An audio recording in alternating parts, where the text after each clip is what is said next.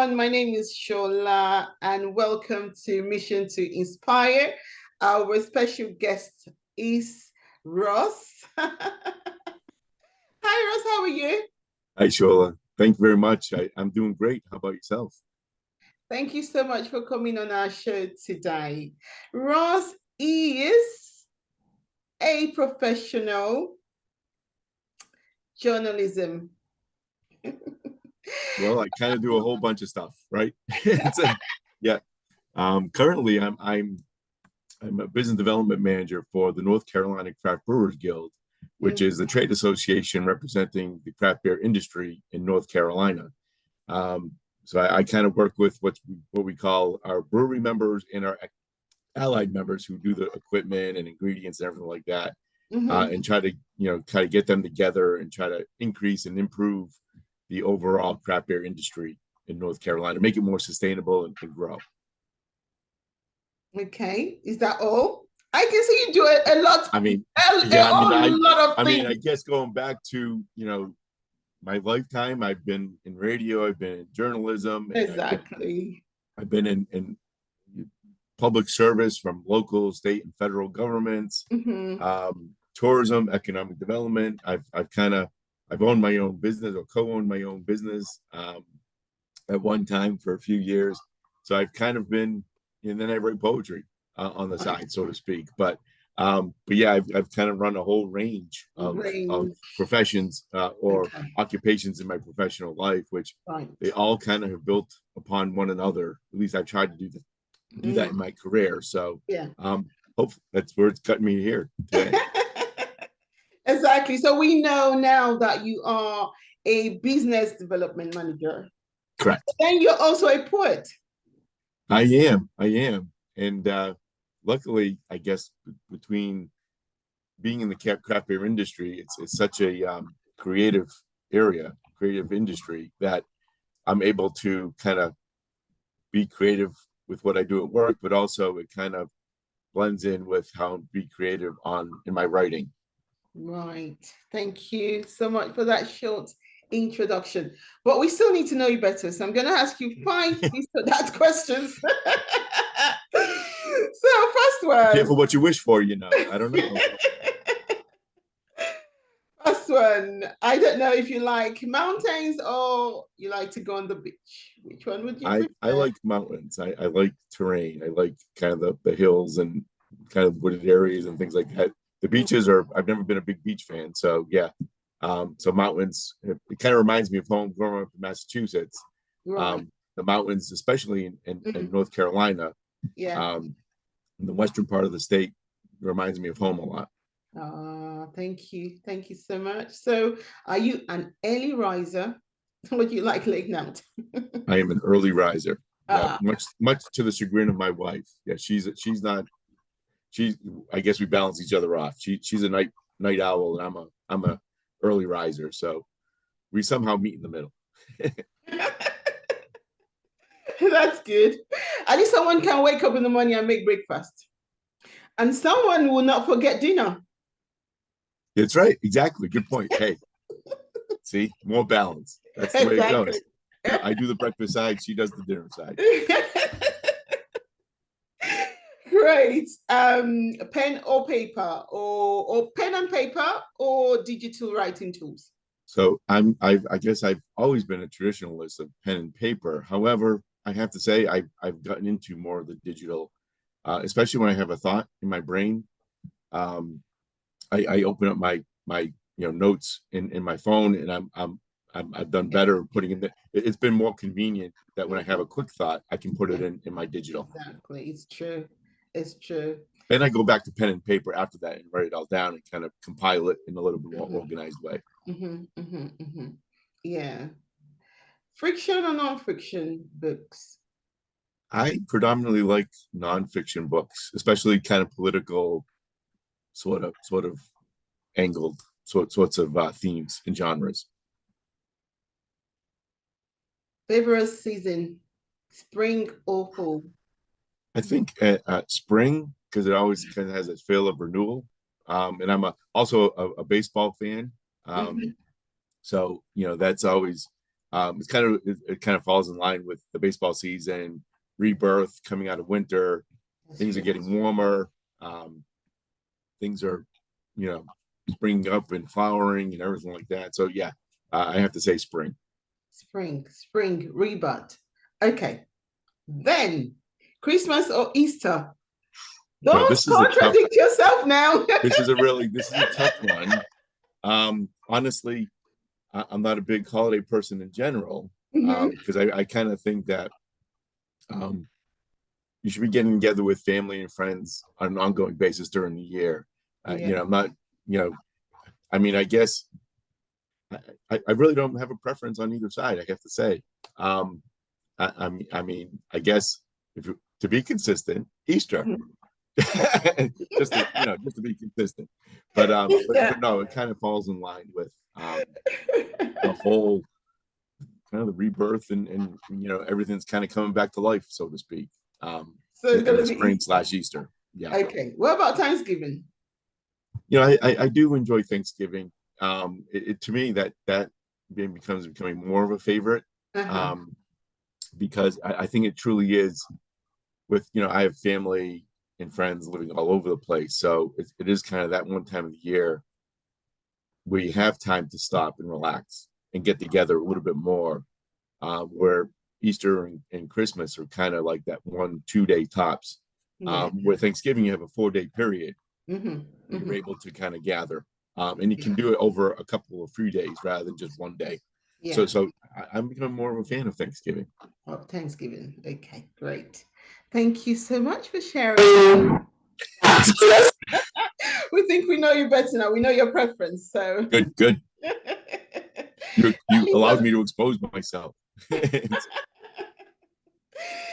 leads us to the main interview, which is what we are here for today. So, can you share with us a pivotal moment from your life that significantly influenced your journey as a poet? Because I know you're a business development manager.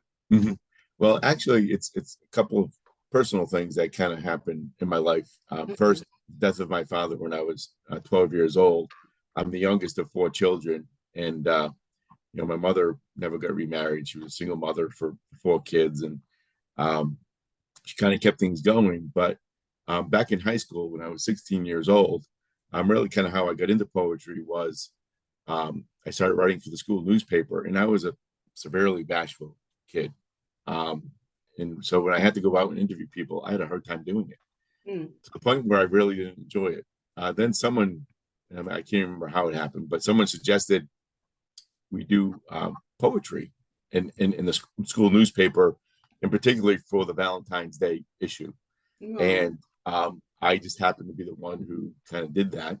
Nobody else wanted to do it, so I did it, and it was it was just one of those usual idealistic teenage love sort of Valentine's Day poem, but people noticed it and saw it, and it became a regular thing in the school newspaper, that one of my poems was featured, and it just kind of showed me that hey, this is a good way to be an outlet for my emotions.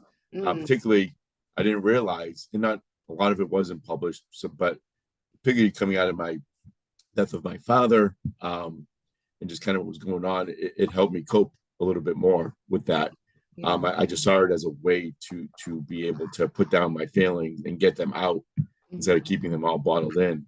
And then another big event in my life that may not be seen as positive, but divorce and custody situation with my son, and my first marriage, it just didn't end well, and it wasn't pretty, and it was pretty bad.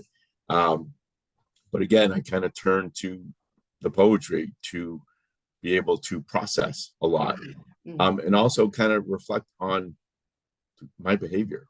And my ex-wife and I, we both made mistakes, but it allowed me to kind of work through all that was going on during that time, but also after the fact, after things kind of settled down and everything like that, really made me think of kind of how I behaved during that period and how I could maybe be better and maybe treat people better, or just kind of be a better person. And that's really kind of how it kind of came about. But those two big things, but also just getting through life in general, getting through college, starting a professional life, starting a family, of course, getting remarried, and just kind of being in these professions.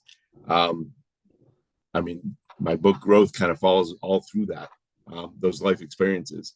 So really, every experience in life has had an impact on me, and there's been many people who have had an impact on me as well.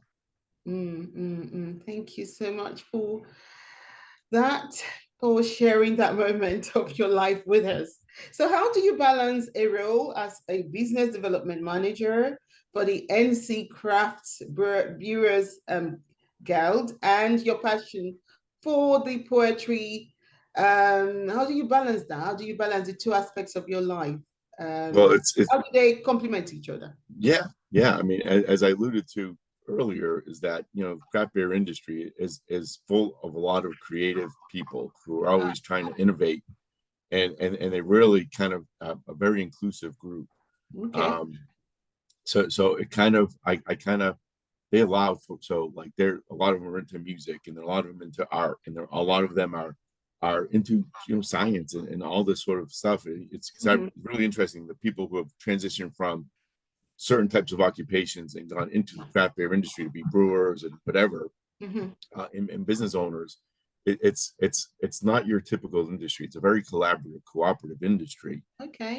So it just puts me in a good environment where I can bounce ideas off of people, and and doesn't always relate back into my poetry, but it allows me to can be in an environment that allows for creativity, and that whether I'm talking to them or thinking or listening to music or whatever it may be, I'm allowed to kind of venture out in my brain and put that stuff on paper, and just kind of think of things in a different way, and observe things in a different way. And people think business is so cut and dry, and honestly, for the most part, in my past experiences, it has been very transactional. But the beauty of the craft beer industry, it's not really that transactional. It's yes, they have to be concerned about business and growing and things like that, and getting more customers and making more money, so to speak. But it's based in doing things the right way, doing good for people, and they all have they're very deeply involved with their communities, and they really care about how they're doing things the right way. Okay, thank you. So your profession, your professional background actually spans very diverse fields like radio, journalism, and public service. So how have these experiences shaped your perspective as a writer and poet? Well, it's starting going back to coming out of college, I was in radio, then I got a job as a newspaper reporter. Like I said, I was a very bashful person growing up and getting into my high school and college years. But really, those jobs in particularly the newspaper reporter, really helped me get out of my shell. It forced me. And it's kind of interesting, coming out of the high school newspaper, where I was very shy, and then getting a job as a reporter for a real newspaper, professional newspaper, really allowed me to really kind of force myself to get out of that shell, and learn how to ask the right questions, and really put myself in other people's shoes, and really just explore people and who they are, where they're coming from, and what interests them. And I always covered it as a newspaper reporter, everything from economic development to local government to state government, school education, those sorts of topics and areas. So I was able to really meet a diverse group of people who didn't always agree on everything, but it showed me how to show both sides, and to be able to provide both sides and be objective. And that kind of, everything from there, everything I do now really kind of goes back to that. I've always tried to be type of person when I did whether it's tourism, economic development, or what I'm doing now is how do I help improve the well-being of people in the communities that they live in? And that's really where I come from. But it's not about me. It's about how I can improve them. That's true. In the environment that they're in, giving them the tools and the resources to build and empower themselves. And that really kind of relates to who I hope people get out of my poetry is I hope that they really can see that, hey, I've gone through things. I'm not unique. I'm lots of people have gone through similar things that I have. Yeah. But they hopefully it's relatable that they see that I've gone through it. They're going through it. They can come out of it. They can go and move forward and persevere. And really with growth, my first book is about it spans 40 years, but it comes out to it's a stepping stone to my future. Where do I go from here? I've gone through all this in life. I've learned, I failed, I made mistakes, but I hopefully have come on to the other side and improved. And where do I go from here? And that's what I do with work. Is I'm always looking forward. Right. Well, thank you so much for that. Thank you so much. Wow, you have a very extensive experience over the years. So yeah, hence we respect your gray hair because that shows. Yeah. That's it. It's my distinctive look, isn't it? Yeah. Okay. So during the COVID pandemic, you actually played a role in reigniting your love for poets. Could you elaborate on some of the challenges? Sure. Yeah. I mean, the big thing was, so I was actually doing some higher education community engagement work for a university here in North Carolina, and the pandemic hit, and they had some cutbacks in staff, and my position was eliminated, so I got laid off. And kind of some little bit of kind of prequel of a story is that my second wife and I, for 10 years, she was living in Chapel Hill, North Carolina, and I was in Elizabeth City, which is in the coastal part, so it's about 3 hours away from each other. So for 10 years we had a commuter marriage. So I was, on the weekends we would go back and forth depending on what was going on. So when I got laid off from the university in 2020, we finally made the decision to consolidate households. So I sold my house, in Elizabeth City. I moved to Chapel Hill, and now we're living in Durham. But it was one of those things where it propelled me, and again, another forced me to bring things together, but also it made give me a chance to stop and think and reflect and maybe rediscover. And when you have things to, and when you have time, I started looking through, as I was moving and preparing to move, I was looking through all my papers and files and everything like that. And I realized I have all these writings over since high school that I had actually kept and just filed away. And at different periods of my life, I had these periods where I was writing a lot. And then I started writing again when I had the time from COVID, when I wasn't really doing anything else. So I was able to take a step back and really kind of see, what I had done, but bring it all back together. Yeah.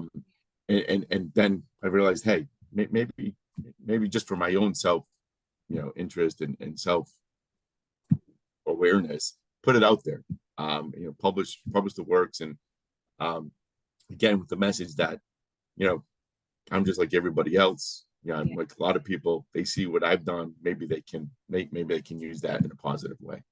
Right. Wow. That's really interesting, though. That is interesting because during the COVID, they actually brought out a lot of skills that people didn't even know they had, really out of them, and they were able. One of many, right? I mean, there's a lot of people who kind of fell into that group, right? They had the opportunity to explore something different in their lives, and they took advantage of it, which is great. I mean, that was a lot of bad stuff that happened during COVID, but maybe that's one of the more positive things that came out of that. Not that we're out of COVID, but I mean, but the bad period of COVID. Yeah. The Let's worst part. let's talk about your first book. Sure. What would you like to know? Yeah. Um, so did you write your first book during COVID? So I did, and it really was a matter of compiling everything that I had done since my teenage years. Okay. And it's kind of broken up into three phases of my life. We have the maturing, continuing maturity, and or I can't remember the three phases anymore. So we have immaturity, maturing, and continuing maturity, the three phases. So the first phase kind of covers the high school, college age, getting into starting professional life. Second phase was really about kind of getting more into the career, starting a family, and then just kind of how that goes. Transitions through life during that period. And then the final phase, continuing maturity, was kind of the divorce, post-divorce, the whole custody situation, but also coming out of that, doing different things in life where I again look back and say, hey, this you've done some things, and hopefully you've learned, and hope you've come to terms to a certain degree with the things I've done. And again, we all make mistakes, but I always feel like we all have failures in life. But I think how you come out of that, and if you kind of confront them a little bit and just kind of learn from those incidents and those situations, it just makes you. I think it just. And I'm a person who feels like everybody has to continue to learn. I'm still going to make mistakes. I'm human. We're all human. But so I really wanted the third phase to be a jumping off point for what's coming next for me, and just really kind of help me look back at everything and put everything on paper so that I could have a new starting point. That was the delineating point. So at the end of growth, it's kind of the end point, which allows me to move forward. And that's kind of how the concept that I thought, I was hoping to achieve. Right. Wow. So your writing style, how has moving? So I know you've moved. Yeah. How has that actually? What impact does it have on your writing style actually? So I mean, it's pretty broad. I mean, again, I don't think there are any great epic masterpieces here, but it's raw, and it's I think it's human, regular person sort of writing, very free verse, not too many rhymes involved, but it, almost like a stream of consciousness sort of free word sort of style that really kind of, it's about nowadays when I'm writing is about kind of what I see around me, my observations, what's going on in society, whether it be politics or social issues or cultural sort of things that are happening, for better or worse, and just kind of how I see things transpiring. And really, the other part is paying attention to the people around me a little bit closer, meaning the people who have had influence on me, appreciating them more, especially like my mother. She's 83 years old, and kind of appreciating her a little bit more. My in-laws, I mean, they're in their 80s. My father-in-law passed away last year, and kind of his influence on me, and other people who were close to me in life who've passed on, really kind of. The poetry now is just all these other transitions. Again, it becomes a coping mechanism, but it's also an appreciation of kind of what they provided me, and what others, friends and family who help me now. Hopefully with my second book, Pieces of Mind, hopefully I show that a little bit more, but also it's a little bit more of an edge, because the time that we're living in is kind of so it's a little bit messed up. With conflict and all that kind of stuff, where there's a more idealism and maybe some Pollyannish sort of stuff in the beginning of growth, where pieces of mind is a little bit edgier, and more a little bit more opinionated. Because I feel like we're in trouble in society. So I kind of expound on that a little bit more in the second book. But overall, I still try to, and I know I don't always accomplish it, but I still have some idealism. I still want the world to be better, and I think we can be better, and I think people can be better. And in the end, I don't think, with all this conflict with, particularly in the United States, of, red versus blue and all this other stuff that's going on, I think we still all want the same things. Basically, want the same things of respect, dignity, our children to be better off, our families to be better off, and everybody just to be happy. I don't think we're that far off. We may have differences of opinion of kind of how to get there. Yeah. But I think, unfortunately, with the media and some other influences that we have nowadays, social media, in that it pits us against each other, when really, honestly, I don't think we're that far apart. Yes. And so I try to maintain that there is a little bit of hope out there if we just start listening to each other and paying attention and talking to each other more. Yeah, that's true. We need to pay attention to each other more. If we want to contact you, how do we contact you, and how do we purchase your books?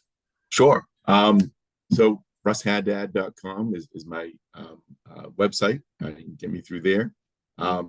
And both books are available on Amazon.com and BarnesandNoble.com, and IndieBook.com and IndieBound.com also. So those are 3 outlets. Please feel free. Love to be able to, you guys to share that, and to I hope people enjoy it. I mean, again, it's just about me, a regular person, expressing myself, and hopefully that helps other people. Yeah, true. I'll share that information in the show notes and in the description as well. Anyway, Great.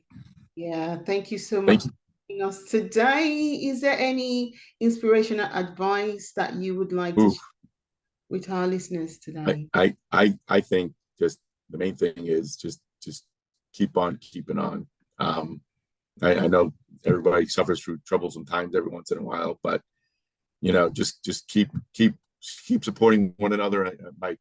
My father-in-law, who performed our wedding ceremony with my wife, my second marriage, he basically said, marriage is an arc. Two people coming together, leaning against each other, supporting one another, and if one of those arches falls down, everything collapses. So I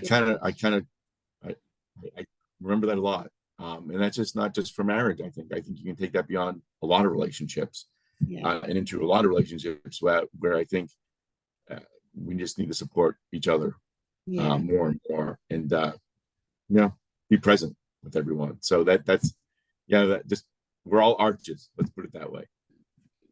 So we have to support each other, which is very true, and that's the only way we can all grow as a society, as an individual. Nobody, they say nobody's an island, which is very true. And that's true, especially it's kind of funny that with all the technology we have these days, that we feel like we're on an island, but we're in the most connected period of our lives. But we do have a lot of islands. But that's the thing. How do we reconnect to one another so that everybody knows that they're not on an island? And that's pivotal, I think, for us as a society. There's too many people who feel like they're out there alone, and it's too bad. And too bad. Hopefully we can come together somehow, somewhere. That's very true. That's very true, especially in this present time where a lot of people work from home. So a lot of people can be lonely if they're not, connected and being supported. So it's very true. And everything in life needs a balance. So I work from home, but I'm able to go out to functions and events and things like that to stay connected. But a lot of that does take a little bit of work and effort. That you don't get too isolated, that you have to motivate yourself to stay connected. And that's, I know that can be difficult when you get into a routine, But yeah, hopefully, hopefully people can find their place. Thank you so much, Ross, for joining us today on our talk show. Your journey is very insightful, and we can thank you. See from your broad experience and knowledge that you've got so much to still share. Well, I appreciate, Shola, you having me be on, and thank you allowing me to share. I really, this is fantastic. Thank you for the conversation. Thank you so much for coming on our show today. And until next time, it's myself and Ross. Thank you for joining us. Bye, everyone. Bye. Subscribe if you haven't done so. Like, follow, comment. Until next time. Goodbye.